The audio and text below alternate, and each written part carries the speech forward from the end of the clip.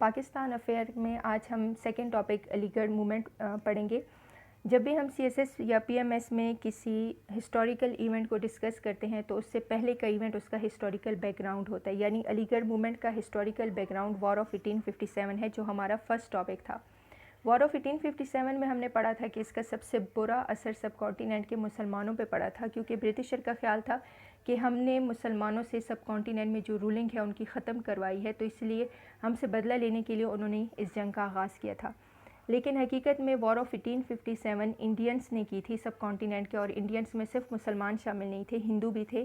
سکھ minorities بھی تھے اور اس کے علاوہ باقی مائنورٹیز بھی تھیں۔ ان سب نے مل کر یہ اسٹرگل کی تھی، لیکن اس کا سارا قصوروار جو ہے انہوں نے مسلمز کو ٹھہرایا۔ اب یہاں صرف وہ مسلمانوں کو بلیم نہیں کرتے تھے، بلکہ باقاعدہ طور پہ انہوں نے مسلمانوں کو سب کانٹیننٹ کے مسلمز کو کرش کر دیا تھا۔ ایجوکیشنل فیلڈ میں وہ بہت پیچھے رہ گئے تھے، ریلیجیس فریڈم نہیں تھا ان کے پاس، سوشلی بہت ڈپرائیوڈ ہو گئے تھے، اکنامیکلی بہت ڈپرائیوڈ ہو گئے تھے، اور ان کی کنڈیشنز بہت میزریبل ہو گئی تھی۔ اب یہاں پہ سر سید احمد خان جو ایک ایجوکیشنل بندے تھے اور ان کا بڑا اچھا پولیٹیکل ایکسپیرینس تھا، وہ یہ سارے حالات دیکھ رہے تھے۔ انہوں نے کوشش کی کہ جو مسلمز ہیں، جو ان کا پہلے سٹیٹس تھا سب کانٹیننٹ میں، یہ ان کو واپس مل جائے، تو انہوں نے ایک موومنٹ سٹارٹ کی، اور ان کی کوششوں کو ہم نام دیتے ہیں علی گڑھ موومنٹ کا۔ اب اس کا مین ایم کیا تھا؟ وہ چاہتے تھے کہ مسلمان جو ہیں وہ پہلے تو ایجوکیشنل فیلڈ میں آگے جائیں، جس طرح ہندو جا رہے ہیں، اسی طرح یہ اکنامیکلی آگے جائیں، کیونکہ ان کی اگر ایجوکیشن اچھی ہے تو پھر یہ اکنامیکلی فلرش کر سکتے ہیں، سوشلی اوپر جائیں، ریلیجیس فریڈم ان کو ملے، اور پھر پولیٹیکلی بھی۔ تو ان کا مین ایم جو تھا وہ بیسیکلی مسلمانوں کا رینائنس تھا۔ علی گڑھ موومنٹ کی ڈیفینیشن مختلف آتھرز مختلف قسم کا کرتے ہیں۔ ایون CSS کے پاس پیپر میں اکثر دفعہ یہ کوسچن آیا ہے کہ جو علی گڑھ موومنٹ ہے یہ پولیٹیکل تھی یا یہ ایجوکیشنل تھی۔ ہم دونوں سینیریو پہ بات کرتے ہیں۔ ہم اس موومنٹ کو پرائمریلی جو ہے وہ ایجوکیشنل وینچر، ایجوکیشنل موومنٹ کہتے ہیں، کیونکہ سر سید احمد خان بار بار ایک چیز پہ فوکس کرتے تھے کہ مسلمان جو ہیں وہ بہتر سے بہتر تعلیم لے، ایجوکیشنل فیلڈ میں آگے جائیں، نیو ٹیکنالوجیز سیکھیں۔ اگر وہ ایجوکیشنل فیلڈ میں ہندوؤں کا مقابلہ کرنے لگیں گے تو پھر ان کے لیے آسان ہوگا آگے جانا، باقی فیلڈز میں بھی ان کے لیے راستے کھلتے چلے جائیں گے۔ اور اس موومنٹ کے ذریعے سے پھر ہم دیکھتے ہیں کہ انہوں نے بہت سارے اسکولز بنائے، کالجز بنائے، جن کو بعد میں یونیورسٹی کا درجہ بھی دیا گیا۔ تو پرائمریلی تو یہ ایجوکیشنل ہے، لیکن اگر ہم پولیٹیکل سینیریو میں دیکھیں تو یہ علی گڑھ موومنٹ ہی بیس بنی، اس نے پلیٹ فارم دیا مسلم لیگ کو بننے کا، یعنی مسلمانوں کی جب الگ جماعت بنی تھی، الگ پارٹی بنی تھی سب کانٹیننٹ میں، وہ علی گڑھ موومنٹ سے ہی بنی تھی، اور وہی تمام لوگ تھے جنہوں نے علی گڑھ موومنٹ اور جو سر سید احمد خان کے اسکولز وغیرہ تھے، کالجز وغیرہ تھے، وہ انہی سے پڑھ کے آئے تھے، اور بعد میں پھر اس پارٹی نے مل کر ریزولوشن پاس کروایا، اور پاکستان کی انڈیپینڈنس میں ان کا بہت اہم رول ہے۔ تو ہم دونوں سینیریو کو ڈسکس کر سکتے ہیں، ایجوکیشنل بھی ہے یہ، اور پولیٹیکل میں بھی پھر ہم یہ پوائنٹس دے کے ڈسکس کر سکتے ہیں اگر ایگزامینر پوچھے کہ یہ پولیٹیکل موومنٹ ہے یا یہ ایجوکیشنل ہے۔ اب ہم ون بائی ون ان تمام کازز کو ڈسکس کرتے ہیں جو وجہ بنی علی گڑھ موومنٹ کے سٹارٹ ہونے کی۔ سب سے بڑی جو وجہ تھی وہ برٹش ہاسٹیلٹی تھی، یعنی جب انہوں نے وار آف 1857 کا سارا ملبہ مسلمانوں پہ ڈالا کہ انہوں نے سٹارٹ کیا، یہ ہم سے بدلہ لینا چاہتے ہیں، تو وہ مسلمانوں کو سب کانٹیننٹ میں اپنا سب سے بڑا دشمن تصور کرنے لگے۔ اس سے انہوں نے کیا کیا کہ مسلمانوں کو ہر فیلڈ میں دبانے کی کوشش کی کہ اگر مسلمان آگے چلے گئے ان فیلڈز میں تو ہو سکتا ہے وہ واپس سے یہ اس طرح کی کوئی وار کریں۔ تو انہوں نے جتنے بھی سکولز ہیں وہاں پہ ویسٹرن ایجوکیشن عام کر دی، انگلش لینگویج عام کر دی، جو مسلمان سیکھنا نہیں چاہتے تھے، اور ویسٹرن ایجوکیشن کا امیج ان کے مائنڈ میں ایسا بنایا گیا کہ مسلمان اسے دور بھاگتے تھے۔ پھر کچھ ریلیجیسلی ان پہ بڑا ریسٹرکشن کر دی گئی، اور ان کو پوسٹ نہیں دیے جاتے تھے، جتنی بھی اچھی پوسٹ تھیں وہ یا تو برٹشرز کے پاس تھی یا پھر ہندوؤں نے ان کے ساتھ اپنے تعلقات وار کے بار بہت زیادہ اچھے کر دیے تھے، تو وہ پھر ہندوز کو بھی وہ پوسٹ دیتے تھے، لیکن مسلمانوں کے لیے سب کانٹیننٹ میں نہ تو اچھی پوسٹ تھی، نہ تو کوئی اچھی جاب تھی، نہ تو ان کے پاس ایجوکیشن تھی، اور پولیٹیکل لیڈرشپ تو آلریڈی ان کے پاس کوئی اس طرح political leadership, political plate form نہیں تھا، نہ ان کو پولیٹیکل اس میں اتنا ایکسپیرینس تھا۔ تو یہ ایک بہت بڑی وجہ بنی برٹش ہاسٹیلٹی۔ سر سید احمد خان چاہتے تھے کہ وہ کسی طرح سے جو برٹشرز ہیں ان کے ذہنوں سے یہ بات نکال دے کہ وار مسلمانوں نے سٹارٹ کی تھی یا مسلمان ان کے دشمن ہیں، تو یہ ایک بڑی وجہ بنی۔ پھر دوسری بڑی وجہ بنی تھی ہندو ایسیڈنسی۔ اب یہاں ہندو ویسے تو وار میں مسلمانوں کے ساتھ برابر کے شریک تھے، لیکن اس وار کا ان پہ اتنا برا امپیکٹ نہیں پڑا تھا، کیونکہ ہندوؤں پہ پہلے مسلمانوں کا راج تھا، پھر اس کے بعد برٹشرز آئے سب کانٹیننٹ میں، ان کا راج تھا، تو ان کے لیے بس جسٹ ایسے تھا جیسے چینج آف ماسٹر، پہلے کوئی اور رول کرا تھا تو ان کے ساتھ مل گئے تھے، اور اب برٹشرز آ گئے تو برٹشرز کے ساتھ مل گئے، اور انہوں نے وار کے بعد اپنی پوزیشن برٹشرز کے سامنے کلیئر کر دی تھی کہ ہمیں تو مسلمانوں نے ورغلایا تھا اور ہمارا کوئی ارادہ نہیں تھا آپ کے اگینسٹ وار کرنے کا. تو ان کی پوزیشن کیونکہ کلیئر تھی برٹشرز کے سامنے، تو انہوں نے ان کو مسلمانوں کے مقابلے میں بڑے فیورز دیے تھے. جیسے برٹشر نے وار کے بعد ان کو ان کا ایٹیٹیوڈ ہندوؤں کی طرف کافی لینینٹ تھا، ان کو اچھے سے پوسٹ دیتے تھے. جو ویسٹرن ایجوکیشن تھی ہندوز اس میں بڑا انٹرسٹ لیتے تھے، انگلش لینگویج میں، ویسٹرن ایجوکیشن میں، ماڈرن ٹیکنالوجی میں، سائنس میں. تو ایجوکیشنلی جو ہندوز تھے سب کانٹیننٹ کے وہ بہت آگے جا رہے تھے، وہ ہر طرح کی ماڈرن ایجوکیشنز جو ہے وہ حاصل کرتے تھے. پھر اکنامکلی بھی ہندوؤں کے جو ہے وہ مسلمانوں کے بنسبت بہت آگے جا رہے تھے، کیونکہ ان کو اچھی پوسٹ دی جاتی تھیں، ان کے پاس جابس تھیں، کوٹا تھا جو مسلمانوں کے پاس نہیں تھا، تو اکنامکلی بھی ہندو آگے بڑھ رہے تھے. پھر اس کے علاوہ بیلنس آف پاور کی بات کریں تو برٹشرز چاہتے تھے کہ ہندوؤں کو وہ مسلمانوں کے مقابلے میں جتنا اوپر اٹھا سکتے ہیں اٹھا دیں، تاکہ سب کانٹیننٹ میں ایک ہی میجر فورس رہے اور ایک ہی پاورفل فورس ہو، اور وہ ہو ہندو. اور مسلمانوں کو وہ جس حد تک ان سے پاور چھین سکتے ہیں وہ اس حد تک جائیں گے. تو یہ قسم کی پنشمنٹ بھی تھی، اور کہیں نہ کہیں ان کو یہ خوف بھی تھا کہ مسلمان جو ہے وہ دوبارہ سے سب کانٹیننٹ کے پاورفل پوزیشن پہ نہ آ جائیں. پھر مسلم اینٹی پیتھی کی بات کرتے ہیں. اب یہاں برٹشرز تو مسلمانوں کے ساتھ برا کر ہی رہے تھے، اور ہندوؤں نے بھی اس اسٹرگل میں مسلمانوں کو اکیلا چھوڑ دیا تھا، پیٹھ دکھا دی تھی. لیکن مسلمز اپنے ساتھ بھی بہت برا کر رہے تھے، کیونکہ وہ ان کا بھی تھوڑا نان کوآپریٹیو ایٹیٹیوڈ ہو گیا تھا ٹورڈز دا برٹش، اور انہوں نے ماڈرن ایجوکیشن حاصل کرنے سے انکار کر دیا تھا. کیونکہ جب ایک قوم ایجوکیشنلی بیکورڈ ہو جاتی ہے تو پھر وہ کسی بھی فیلڈ میں آگے نہیں جا سکتی. تو ایک یہ بہت بڑا ایشو بنا تھا ان کی میزریبل کنڈیشنز کا، کہ وہ اس وقت کی ماڈرن ایجوکیشن سے دور بھاگتے تھے، اور اس بیسس پہ پھر وہ اتنے ایجوکیشنلی کیپیبل نہیں تھے کہ ان کو اچھی پوسٹ دی جاتی یا ان کو اکنامکلی فیلڈ میں جو ہے وہ آگے بڑھ پاتے. لہٰذا یہ کچھ بیسک کازز تھیں، اور بھی بہت ساری کازز تھی، کلچرل کاز بھی تھی، ریلیجیس کازز بھی تھیں، لیکن یہ کچھ بیسک کازز تھیں جن کی وجہ سے سر سید احمد خان کو پھر یہ موومنٹ سٹارٹ کرنی پڑی. ریئلائزیشن بائی سر سید احمد خان. اب ان تمام کنڈیشنز میں جو چیز انہوں نے ریئلائز کی تھی، اور یہ جو 2 پوائنٹ ہے یہ علی گڑھ موومنٹ کی، آپ اس کو کہہ سکتے ہیں یہ سمری ہے.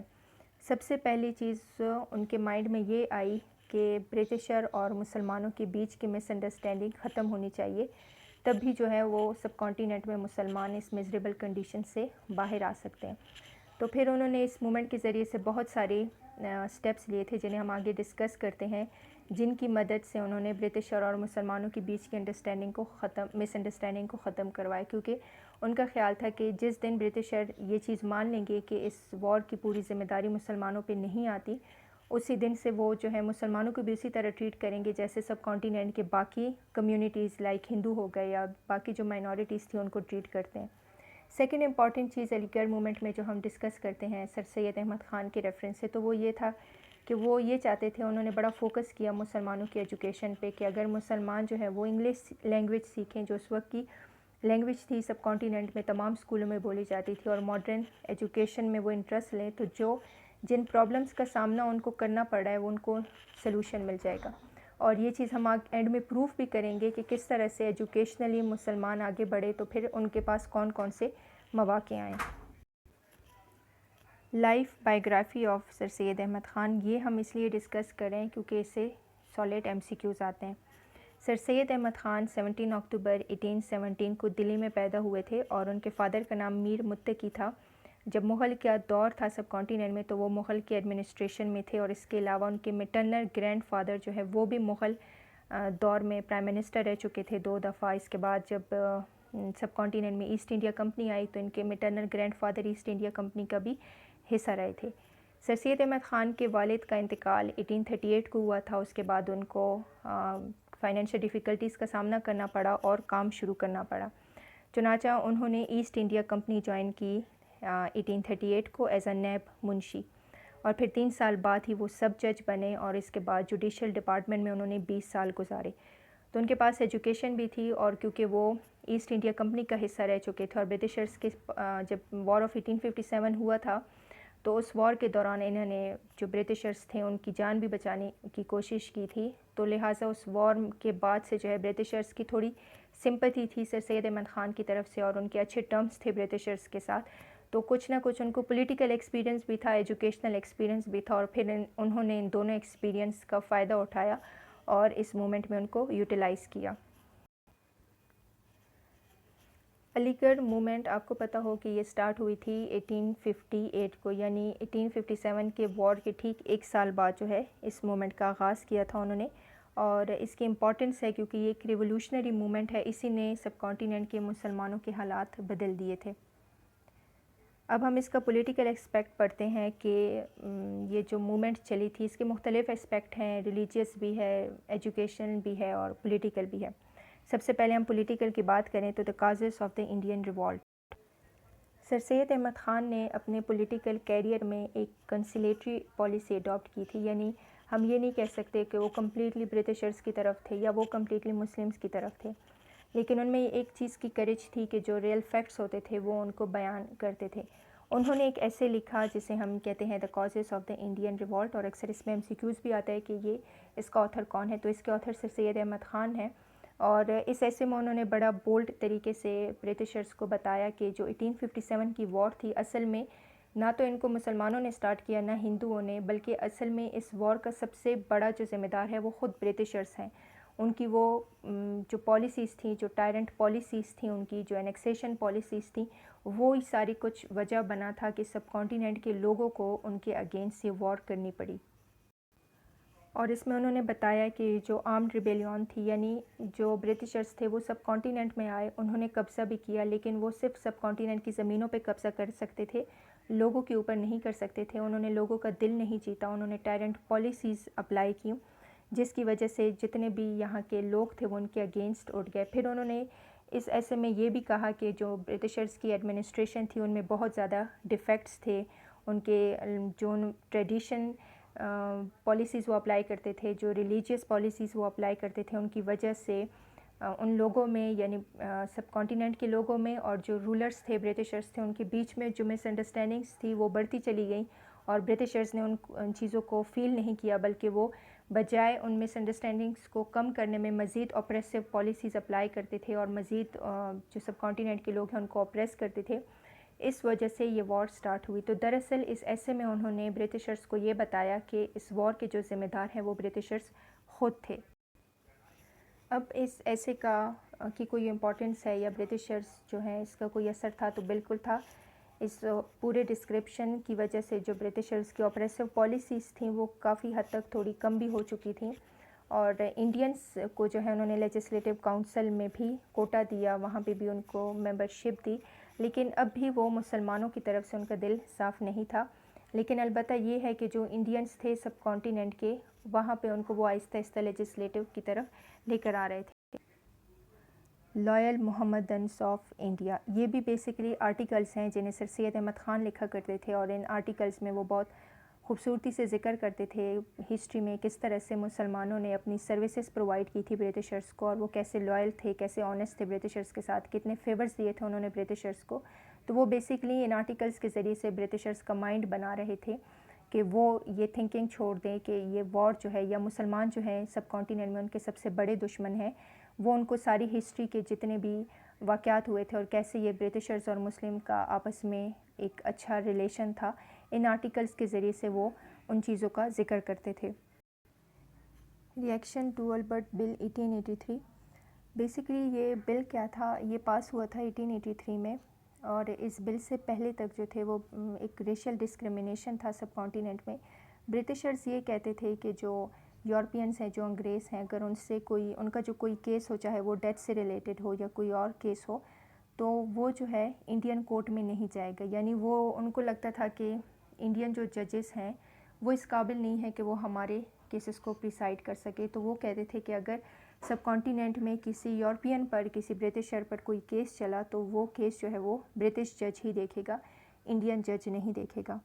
لیکن جب یہ بل پاس ہوا تو اس بل میں یہ چینج کر دیا گیا اور کہا گیا کہ اگر کوئی کنوکٹ ہے اور وہ برٹشر ہے یا وہ یورپین ہے تو اس کو جو ہے انڈین ججز جو سینئر ججز ہیں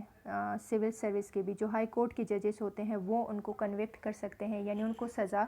سنا سکتے ہیں۔ تو سر سید احمد خان نے اس بل کو ویلکم کیا تھا اور انہوں نے برٹش کو بڑا انکریج کیا تھا کہ یہ جو آپ نے کیا ہے یہ اصل میں آپ سب کانٹیننٹ سے ریشل ڈسکریمنیشن ختم کر رہے ہو، یعنی وہ سمجھتے تھے کہ سب کانٹیننٹ میں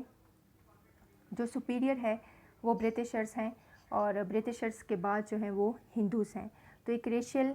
گیپ بہت زیادہ تھا سب کانٹیننٹ میں، اس بل کے ذریعے سے اس گیپ میں تھوڑی بہت کمی آ گئی تھی، تو سر سید احمد خان نے اس کو ویلکم کیا تھا۔ Opposition to the Muslim participation in politics, جو ایک اور امپورٹنٹ پولیٹیکل اسپیکٹ ہے علی گڑھ موومنٹ کا، وہ یہ ہے کہ سٹارٹ سے ہی سر سید احمد خان مسلمانوں پر یہ زور لگاتے تھے کہ وہ صرف اور صرف ایجوکیشن حاصل کریں، وہ پالیٹکس میں بالکل نہ جائیں، کیونکہ ان کو ایک چیز پتہ تھی کہ نہ تو کوئی پولیٹیکل لیڈر ہے، نہ ان کے پاس کوئی پولیٹیکل ایکسپیرینس ہے۔ تو وہ مسلمانوں کو یہ کہتے تھے کہ وہ اگر ایجوکیشنل فیلڈ میں آگے جائیں گے، وہ ماڈرن ایجوکیشن سیکھیں گے تو پھر ہی وہ اس قابل ہوں گے کہ وہ ہندوؤں کے ساتھ اور جو برٹشرز ہیں ان کے ساتھ ایک ٹیبل پہ بیٹھ کے جو ہے اپنے پولیٹیکل رائٹس پہ بات کریں یا پھر اپنے رائٹس کے لیے بات کریں، اپنے پرابلمس ان کے سامنے پیش کریں۔ لیکن اب جیسی ان کی کنڈیشن ہے کہ وہ اتنے بیکورڈ ہے ایجوکیشنلی، تو اگر ابھی اس اسٹیٹ میں وہ پالیٹکس میں جائیں گے تو مزید یہ دونوں جو پاورز تھیں اس وقت ہندو اور برٹشرز تھیں ان کو اور بھی دبا کے رکھ دیں گی، اور پھر ان کے اس کنڈیشن سے ان کے جو پرابلمس ہیں ان کا سلوشن نکلنے کی بجائے مزید پرابلمس بڑھ جائیں گی۔ تو وہ بڑا فوکس کرتے تھے کہ آپ پالیٹکس کا حصہ مت بنیں۔ پھر اسی دوران علی گڑھ موومنٹ کے بعد جب 1885 آیا تو انڈین نیشنل کانگریس بنی 1885 میں، اور اس میں ہم ایک چھوٹا سا لیکچر دیں گے کہ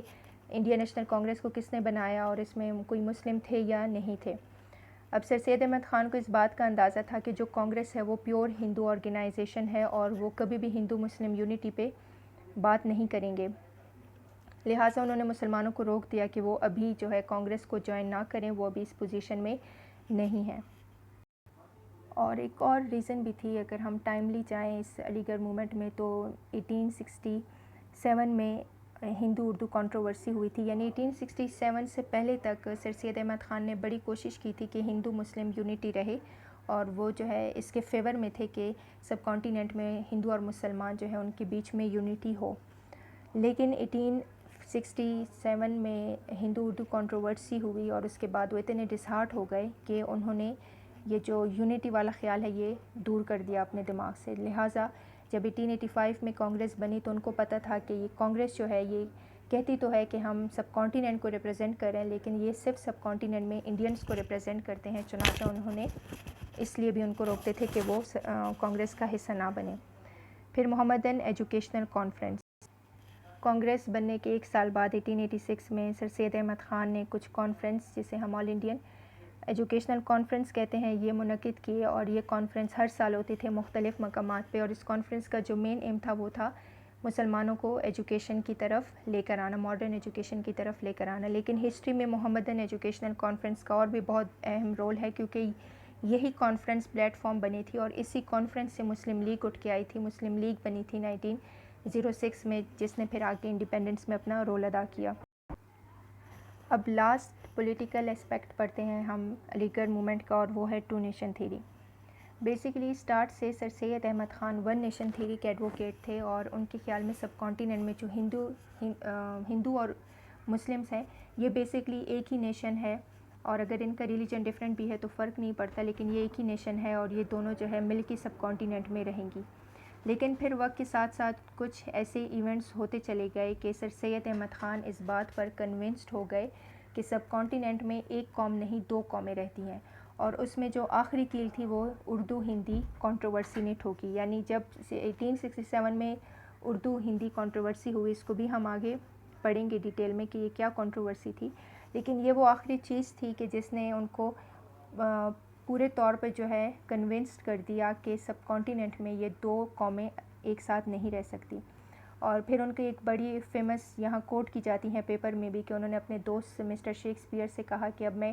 فلی کنونس ہو چکا ہوں کہ سب کانٹیننٹ میں دو الگ الگ کمیونٹیز ہیں، دو الگ الگ نیشنز ہیں، ایک ہندو نیشن ہے، ایک مسلم نیشن ہے، اور یہ کبھی بھی اکٹھی نہیں رہ سکتی، ان میں یونٹی نہیں ہو سکتی، اور فیوچر میں ان کے بیچ میں جو ڈفرینسز ہیں وہ مزید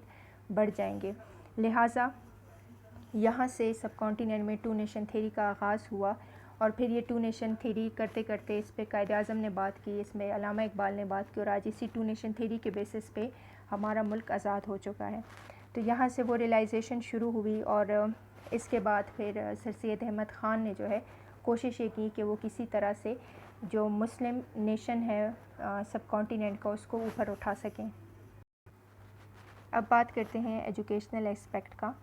تو بہت امپورٹنٹ ہے ایجوکیشنل اسپیکٹ. سب سے پہلے اسٹیبلشمنٹ آف اسکولز جب 1858 میں انہوں نے یہ موومنٹ سٹارٹ کی، تو اس کے ایک سال بعد 1859 میں انہوں نے مراد آباد میں پہلا اسکول بنایا، اور اس اسکول میں انگلش اور پرشین دونوں لینگویجز پڑھائی جاتی تھی، کیونکہ پرشین اور اردو مسلمان بولتے تھے اور انگلش اس وقت کی ماڈرن لینگویج تھی. تو اس کے بعد پھر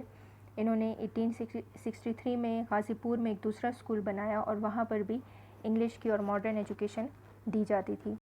پھر 1864 میں غازی پور میں ہی انہوں نے سائنٹیفک سوسائٹی بنائی. یہ بھی بہت امپورٹنٹ سوسائٹی تھی، اور اس کا بیسک کام کیا تھا کہ جتنا ماڈرن ورک ہوا ہے انگلش میں، یہ ان کو کنورٹ کر دیتے تھے اردو میں، تاکہ اردو میں اور پرشین دونوں لینگویجز میں، مسلم لینگویجز میں، تاکہ جو مسلمان ہیں وہ اس کو پڑھ سکیں، وہ اس کو سمجھ سکیں.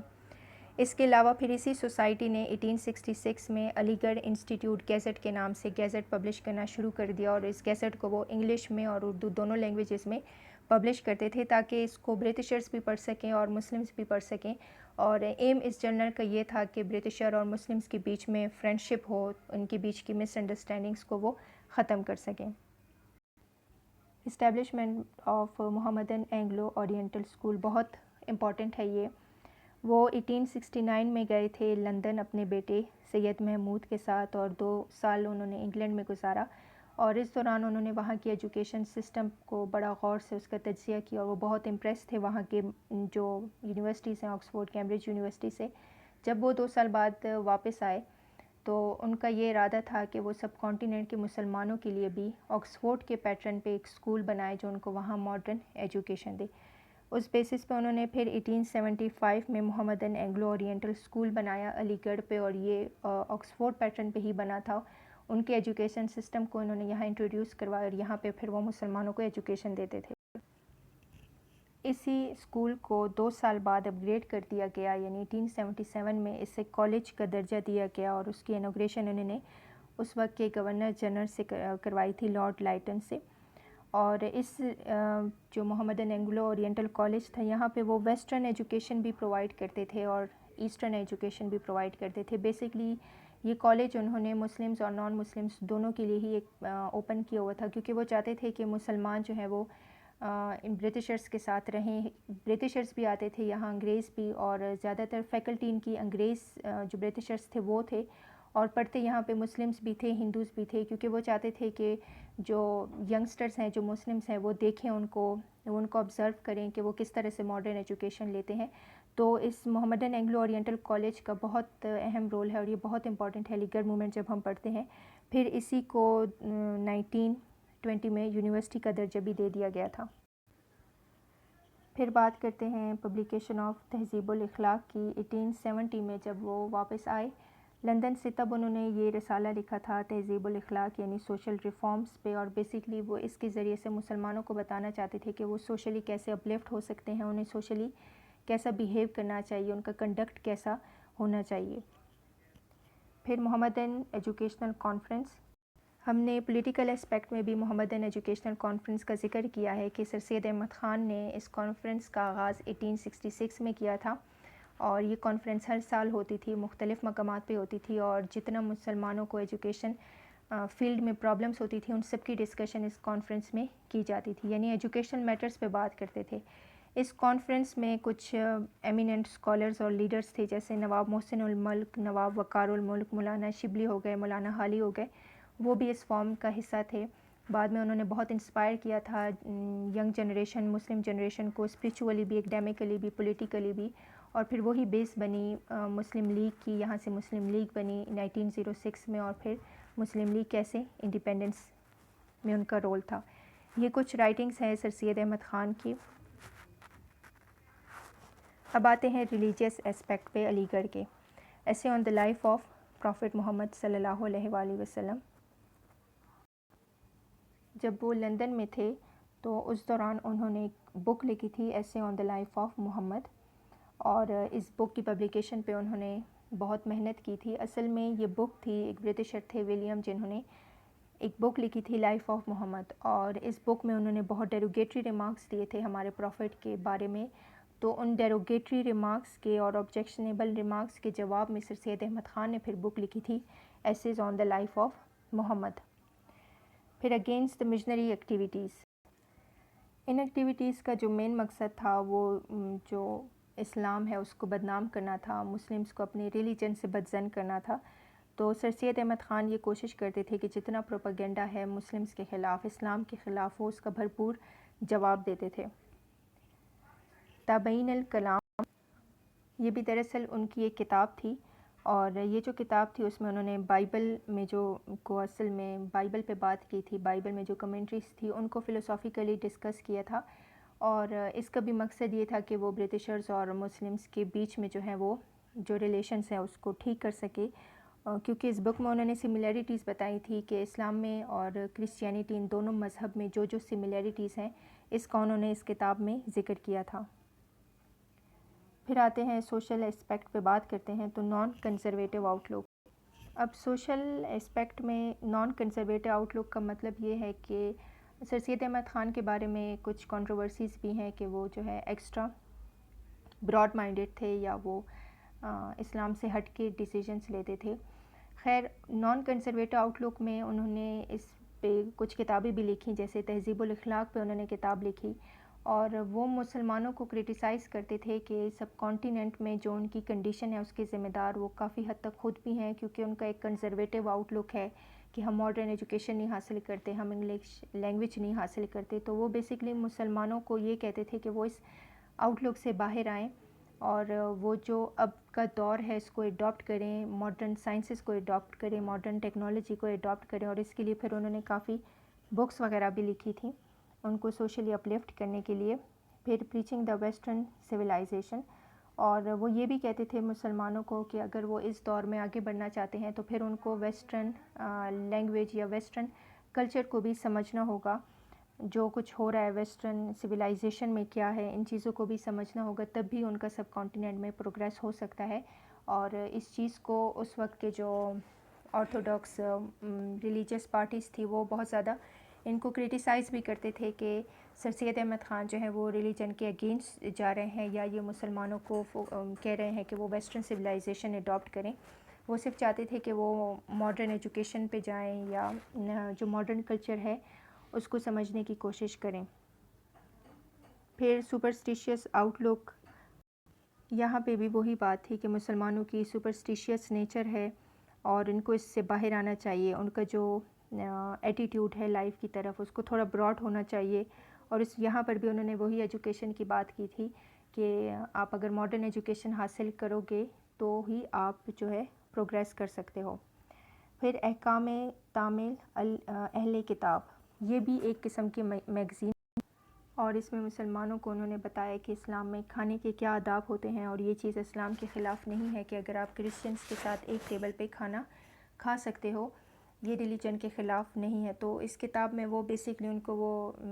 ایڈیکیٹ سکھا رہے تھے مسلمس کو کہ ان کو کس طرح سے سوشلی بیہیو کرنا چاہیے. پھر مسلم آرفن ہاؤس بنایا تھا انہوں نے, اور اس کا مقصد یہ تھا کہ وہ جو یتیم ہوتے تھے سب کانٹیننٹ کے, ان آرفنس کو کرسچین فاؤنٹین ہاؤسز میں رکھا جاتا تھا, جہاں پہ پھر ان کو کرسچین مذہب سکھایا جاتا تھا, ان کو فورس کیا جاتا تھا کہ وہ اس مذہب تک آئیں. تو اب جو مسلم آرفنس تھے ان کو بچانے کے لیے انہوں نے یہ آرفن ہاؤسز بنائیں تاکہ وہیں پر وہ ان آرفنس کو ریز کیا جائے اور وہ اسلام کی ریلیجن سے کنورٹ نہ ہو. تو یہ وہ تمام بیسک اسپیکٹس تھے علی گڑھ موومنٹ کے, پولیٹیکل, ریلیجیس, سوشل اور اکنامیکل, اور اس سے زیادہ پوائنٹس بھی ہو سکتے ہیں لیکن یہ جو ہے مین چیزیں تھیں جن پیپر پوائنٹ آف ویو سے امپورٹنٹ ہے. اور جہاں تک پیپر کی بات ہے تو ہم پیپر میں نہ تو سر سید احمد خان کے کمپلیٹ فیور میں بات کر سکتے ہیں, نہ ان کے اگینسٹ, ہمیں نیوٹرل رہ کے بات کرنی ہوگی. اور علی گڑھ کے کویسچن میں بھی ہم جو اس کے بیسک ایکسپیکٹس ہیں، چاہے وہ ایجوکیشن پوائنٹ آف ویو سے پوچھیں یا پولیٹیکل پوائنٹ آف ویو سے پوچھیں، تو آپ کے پاس یہ مین ہیڈنگس ہو ایگزامینر کو دینے کے لیے۔ پھر کنکلوژن پہ بات کرتے ہیں تو پوری سمری علی گڑھ موومنٹ کی ہمارے سامنے ہے کہ یہ ایک موومنٹ تھا جس کو سر سید احمد خان نے 1858 میں سٹارٹ کیا تھا۔ انڈین جو وارس تھی 1857 کی جو وار تھی انڈیپینڈنس وار، اس کے بعد سٹارٹ کیا تھا، اور مین مقصد اس کا یہ تھا کہ مسلمانوں کو ایجوکیشن دی جائے ماڈرن، کیونکہ مسلمان ماڈرن ایجوکیشن کے لیے ہاسٹائل ہو گئے تھے، وہ اس کو حاصل نہیں کرنا چاہتے تھے، تو انہوں نے بہت سارے اسکولز بنائے، کالجز بنائے، بہت سارے میگزینس لکھیں، کتابیں لکھی، کانفرنسز کی، اس طرح سے مسلمانوں کے ایجوکیشنلی انہوں نے اٹھایا۔ پھر جب ایجوکیشن فیلڈ میں وہ آگے بڑھے تو پھر ان کے پاس پولیٹیکل ایکسپیرینس آیا، پولیٹیکل سوچ آئی ان کے پاس، اور پھر یہی علی گڑھ موومنٹ پلیٹ فارم بنا۔ یہاں سے وہ تمام لیڈرز اٹھ کے آئے جنہوں نے مسلم لیگ بنائی، اور اس کے بعد مسلم لیگ نے پاکستان کی انڈیپینڈنس میں بہت اہم رول ادا کیا تھا۔ Thank you so much, this is the and of the lecture.